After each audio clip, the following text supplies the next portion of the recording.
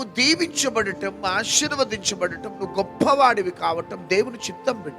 కానీ కొన్నిసార్లు పరిస్థితులను చూసి మనం బలహీనం అయిపోతూ ఉంటాం. పరిస్థితులను చూసినంత కాలం పరిస్థితులు లాగానే ఉంటాయి. పరిస్థితులు నిన్ను భయాన్ని కలిగిస్తుంటాయి. పరిస్థితులు నిన్ను కృంగదీస్తూ ఉంటాయి. పరిస్థితులు నిన్ను అవిశ్వాసంలోకి తీసుకొని వెళ్తాయి. పరిస్థితులు దేవుడి నుంచి నీకు దూరం చేస్తాయి.